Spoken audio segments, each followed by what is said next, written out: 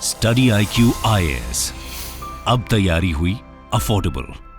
नमस्कार दोस्तों I am sure कि कल से लगातार आप सुन रहे होंगे कि भारत ने 4 यूरोपियन कंट्रीज के साथ फ्री ट्रेड एग्रीमेंट किया है और ये जो 4 देश हैं इनको मिलकर कहते हैं EFTA, that is European free trade association. ये आप देख सकते हो खबर, India EFTA sign trade deal, PM Modi says watershed moment. तो इसके बारे में हम डिटेल से जानेंगे और सबसे बड़ी जो चीज है इसमें समझने की कोशिश करेंगे कि इससे भारतीयों को कैसे फायदा होगा। मतलब एक नागरिक को जो कि स्विट्जरलैंड से अगर कोई महंगा सामान मंगाता है तो वो कितना सस्ता होने वाला है, किस तरह से होने वाला है, और साथ ही साथ भारत के जो एक्सपोर्टर्स हैं उनको क्या इससे कोई फायदा होगा कि नहीं होगा, क्योंकि उसको लेकर बहुत बड़ा प्रश्न चिन्ह है। तो आपको बहुत कुछ जानने को मिलेगा इस वीडियो में। चलिए आगे बढ़ते हैं, लेकिन उससे पहले ध्यान रखिएगा आप में से जो भी लोग यूपीएससी की प्रिपरेशन कर रहे हैं हमारे बैचेस को ज्वाइन कर सकते हैं। जैसे हमारा जीएस का फाउंडेशन बैच, ये एक ऐसा बैच है जिसके अंदर प्रीलिम्स, मेंस, इंटरव्यू सब कुछ की कंप्लीट प्रिपरेशन कराई जाती है। बस आपको हमारे वेबसाइट ऐप पर जाना है या फिर कमेंट सेक्शन में लिंक है और यूज करना है कोड अंकित लाइव ताकि आपको मैक्सिमम डिस्काउंट मिल जाए। इसके अलावा अगर आपको एमसीक्यूज अटेम्प्ट करना है तो मेरे इंस्टा पेज पर जा सकते हैं, वहां पर स्टोरीज में जितने भी एमसीक्यूज हैं उसको आप अटेम्प्ट कर पाएंगे। चलिए शुरुआत करते हैं और सबसे पहले देखते हैं कि एग्जैक्टली हुआ क्या है। देखिए, भारत ने कल ही संडे को एक trade and economic partnership agreement sign किया है 4 देशों के साथ और इनको कहा जाता है EFTA, European free trade association. और ये 4 देश कौन से हैं मैं आपको एक एक करके बताता हूं। ये मैप में आप देख सकते हो, यूरोप का मैप है। अगर आप ऊपर से देखोगे तो यहां पर आइसलैंड आपको दिख रहा होगा। फिर इसके अलावा ये हो गया आपका नॉर्वे, और यहां पर यूरोप के बीच में अगर आप देखिए तो एक तो है आपका स्विट्जरलैंड, और यहां पर एक और छोटा सा देश है, आपको शायद दिख नहीं रहा होगा लेकिन आप लेफ्ट साइड वाले ये पिक्चर में देख सकते हो, ये स्विट्जरलैंड के जस्ट बगल में इसको कहा जाता है लिक्टेनस्टाइन।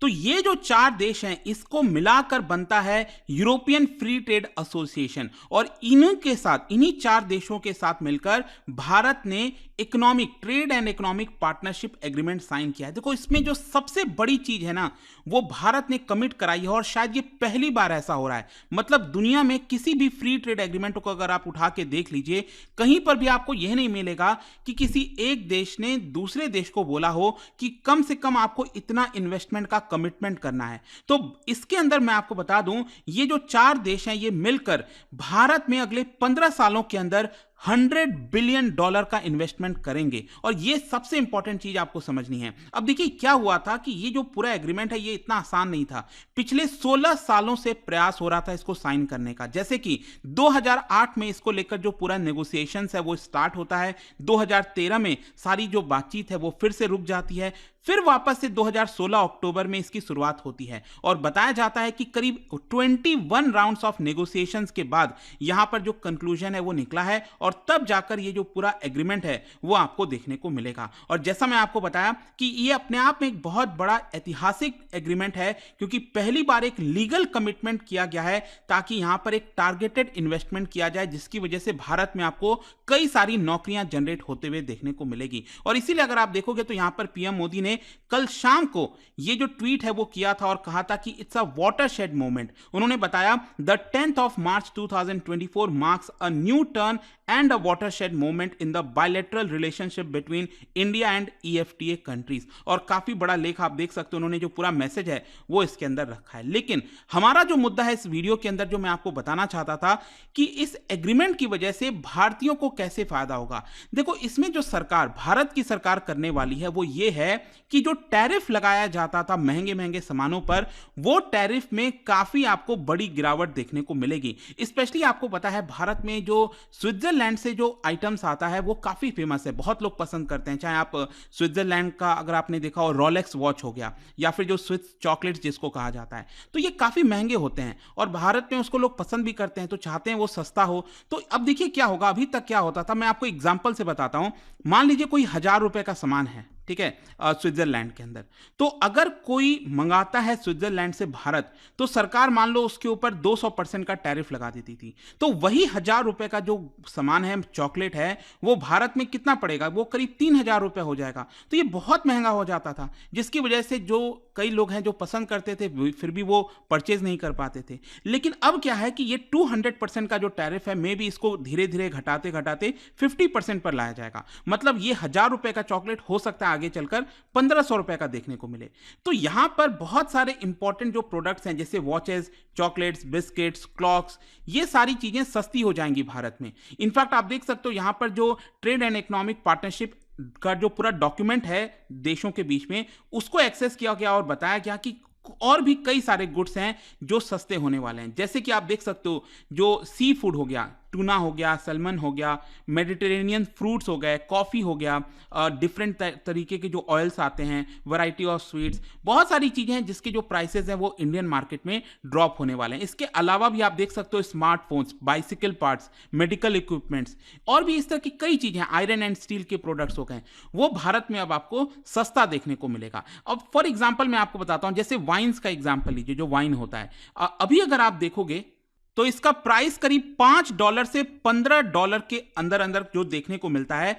इसके ऊपर सरकार, भारत सरकार 150% का ड्यूटी लगाती है। लेकिन ये जो एग्रीमेंट साइन हुआ है इसकी वजह से सबसे पहले फर्स्ट ईयर में भारत सरकार इसका ड्यूटी घटाकर 100% कर देगी। मतलब $10 का जो पहले वाइन होता था, अगर मान लो वो $20 में मिलता था भारत के अंदर, तो यहां पर उसको कम किया जाएगा और फर्दर अगले 10 सालों के अंदर इसका जो ड्यूटी है उसको घटाते घटाते 50% कर दिया जाएगा। मतलब जो ड्यूटी 150% हुआ करती थी उसको घटाकर 50% की जाएगी। फिर इसके अलावा भी कट एंड पॉलिश डायमंड्स हो गया, उसके ऊपर भी जो ड्यूटी अभी भारत सरकार लगाती है वो 5% है, इसको घटाकर 2.5% कर दिया जाएगा। मतलब ये सस्ते मिलने लगेंगे भारत में। हाँ, एक चीज है इसमें, यहां पर जो गोल्ड है ना, इसके ऊपर कोई भी टैरिफ रिडक्शन भारत सरकार एग्री नहीं की है, क्योंकि आपको मैं बता दूं कि भारत जो इंपोर्ट कराता है स्विट्जरलैंड से सबसे ज्यादा सामान, उसमें गोल्ड ही आपको देखने को मिलेगा। और आपको पता है भारत सरकार की पॉलिसी है कि हम थोड़ा सा गोल्ड को, जो फिजिकल गोल्ड होता है, वो हम भारत में बहुत नहीं मंगाना चाहते, क्योंकि हमारा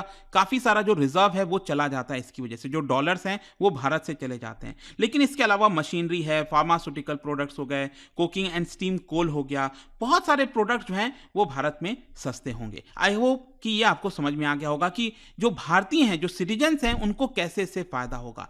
लेकिन अब क्वेश्चन ये है कि भारत के जो एक्सपोर्टर हैं, देखो यहां पर बेसिकली क्या हो रहा है, जो मैंने आपको बताया, भारत सरकार क्या कर रही है, टैरिफ को कम कर रही है, जिसकी वजह से स्विट्जरलैंड में बैठा हुआ जो एक्सपोर्टर है उसको क्या होगा, फायदा होगा यहां पर। लेकिन क्वेश्चन यह है कि क्या भारत के जो एक्सपोर्टर हैं, भारत में जो एक्सपोर्टर हैं, जो हम सामान एक्सपोर्ट करते हैं अलग अलग देशों में, क्या उनको भी काफी फायदा होगा? देखो ऐसा नहीं है। अब यहीं पर सारी कॉम्प्लेक्सिटी आ जाती है। बेसिकली अगर आप देखोगे तो पूरे EFTA जो कंट्रीज हैं, जो 4 देश मैंने आपको बताया, उसमें स्विट्जरलैंड सबसे बड़ा पार्टनर है। और मैं आपको बता दूं 1 जनवरी 2024 से, अभी यही वाला 1 जनवरी से स्विट्जरलैंड ने क्या किया है, सभी इंडस्ट्रियल गुड्स फॉर ऑल, मतलब कि जितने भी इंडस्ट्रियल गुड्स होते हैं उसके ऊपर जो टैरिफ लगाया जाता था उसको जीरो कर दिया है। मतलब सारे टैरिफ को एलिमिनेट कर दिया है। लेकिन प्रॉब्लम क्या है, ये सिर्फ भारत के लिए नहीं किया गया है, ये सभी देशों के लिए कर दिया गया है। अब देखिए मैं आपको एक एग्जांपल से समझाता हूं। जैसे मान लो स्विट्जरलैंड पहले किसी गुड्स के ऊपर 50% टैरिफ लगाता था, इंडस्ट्रियल गुड्स के ऊपर, ठीक है।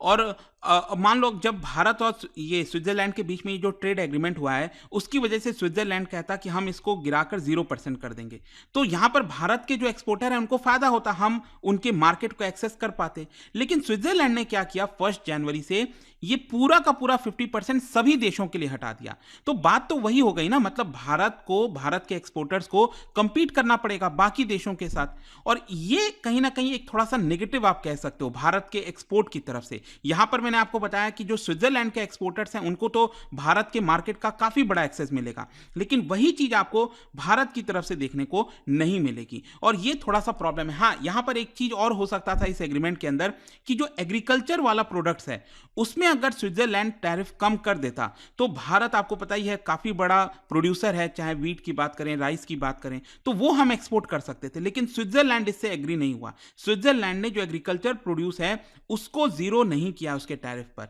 और ये थोड़ा सा कंसर्न होना चाहिए, ठीक है। लेकिन मैं आपको बता दूं इसके बजाय, इसी की वजह से, अब क्योंकि भारत के एक्सपोर्टर्स को तो फायदा हो नहीं रहा था, कहीं ना कहीं यही एक कारण है जिसकी वजह से भारत ने जो इन्वेस्टमेंट का कमिटमेंट है FTA देशों से वो यहां पर ले लिया है। जो मैंने आपको बताया ना, $100 बिलियन ये लोग अगले 15 वर्ष में निवेश करने वाले हैं। तो इसी की वजह से लिया गया, क्योंकि अक्सर यह देखने को मिला है कि भारत जब भी किसी देश के साथ फ्री ट्रेड एग्रीमेंट करता है, पार्टनरशिप करता है, तो यहां पर जिनके साथ कर रहा है उनको ज्यादा फायदा होता है इन कंपैरिजन टू भारत को।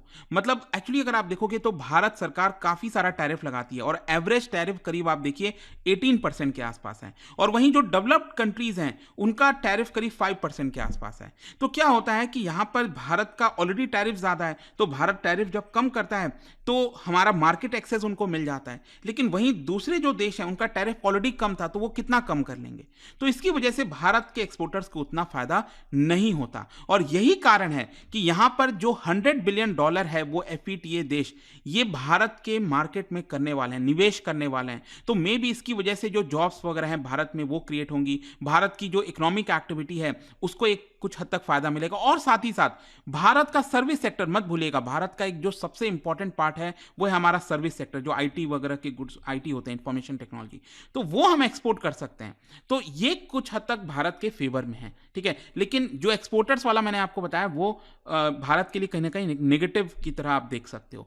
खैर जो भी है, जाने से पहले यहां पर क्वेश्चन ये भी है कि आखिरकार ये जो डील है वो इतना क्रूशियल क्यों है इस समय। देखो मैं आपको बता दूं, इसमें पूरे दुनिया में अगर आप देखिए तो कई देशों में इलेक्शंस होने वाले हैं, भारत में भी इलेक्शन है, लोकसभा का चुनाव, तो करीब 64 कंट्रीज में इलेक्शन है।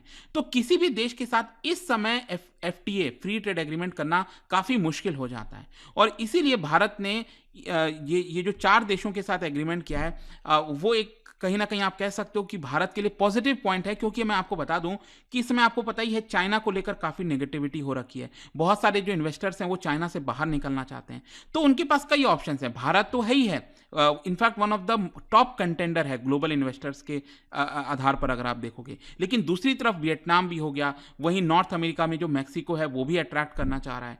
तो इसकी वजह से क्या है कि यहां पर भारत को ज्यादा से ज्यादा देशों के साथ FTA करना चाहिए, फ्री ट्रेड एग्रीमेंट करना चाहिए, ताकि हमें उसका फायदा हो। जो इन्वेस्टर्स हैं जो चाइना से बाहर जाना चाह रहे हैं वो अल्टीमेटली भारत में आए, ये हमारी कोशिश होनी चाहिए। और ध्यान रखिएगा अभी तो ये सिर्फ EFTA ट्रेड डील है भारत का, यहां पर जो हमारा एक कोशिश है UK के साथ ट्रेड डील किया जाए, यूरोपियन यूनियन के साथ किया जाए, वो अभी तक नहीं हो पाया है। तो वो देखना होगा वो सारी चीजें कैसे होती हैं। बट आई होप कि इस वीडियो के माध्यम से आपको जो ओवरऑल जो इंपॉर्टेंट चीजें हैं इस डील के बारे में वो पता चल गई होंगी। और जाने से पहले एक इंटरेस्टिंग क्वेश्चन, क्या बता सकते हो वर्ल्ड बैंक कम्युनिटी, इनमें से कौन सा इंस्टीट्यूशन वर्ल्ड बैंक कम्युनिटी का पार्ट नहीं है, ये आपको बताना है। इसका राइट आंसर आप सबको पता है, मेरे इंस्टाग्राम पर तो मिलेगा ही, वहां पर अगर आप नहीं हो कोई बात नहीं, टेलीग्राम से ले सकते हैं इसका सही उत्तर। मैं कई सारे जो MCQs हैं वो यहाँ पर स्टोरीज में डालता रहता हूँ। अगर आपको PDF चाहिए तो टेलीग्राम पर आइए, अलग अलग सोशल मीडिया पर आप जुड़ पाओगे। और जैसा मैंने आपको बताया, अगर आप UPSC की तैयारी कर रहे हैं, कोई भी बैच चाहते हैं, you can just use this code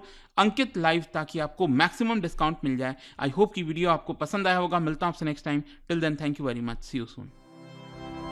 study IQ IAS, अब तैयारी हुई अफोर्डेबल।